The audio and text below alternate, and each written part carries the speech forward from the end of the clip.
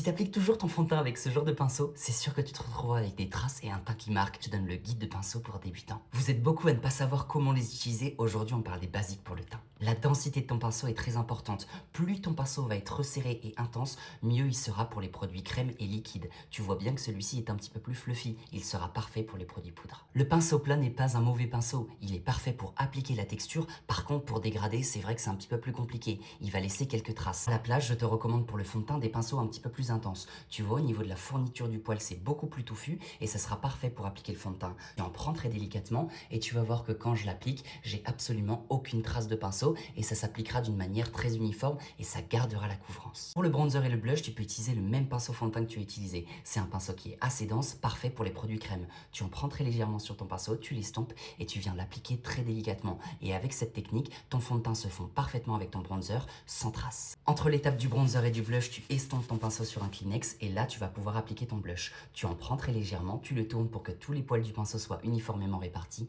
et tu viens l'appliquer très délicatement sur le bombé de ta joue. Pour l'anti-cerne, même règle qu'au début. Plus ton pinceau va être fluffy, plus tu auras une couvrance légère. Plus ton pinceau sera resserré, plus tu auras une couvrance intense. Ce que j'adore dans les pinceaux double embout, c'est que d'un côté tu as le fond de teint et de l'autre l'anti-cerne. Et on va appliquer l'anti-cerne avec ce côté. Tu appliques quelques petits points d'anti-cerne et avec le bout du pinceau, tu viens tapoter. N'étire jamais si tu souhaites de la couvrance. Pour la poudre, n'utilise sûrement pas un pinceau trop dense. Ça va venir faire des taches et un côté beaucoup trop intense. Utilise un pinceau un petit peu plus fluffy ou même un petit peu plus grand selon la zone que tu as poudré. Je prends un petit peu de poudre dans ma main, je la tapote et là je vais pouvoir poudrer les zones que je souhaite. Attention, n'étire jamais. En premier, tu tapotes et ensuite tu peux balayer.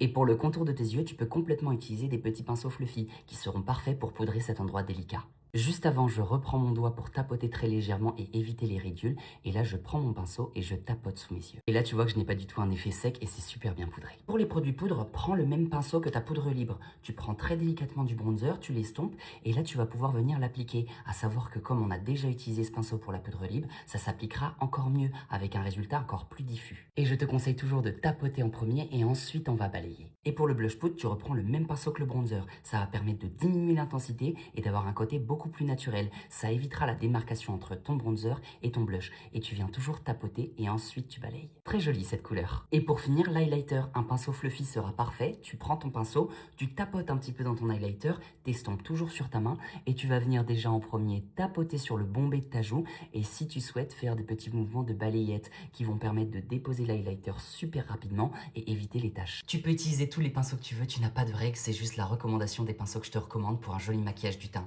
N'hésite pas à me dire si tu souhaites une partie 2 pour les yeux et moi je te fais des gros bisous.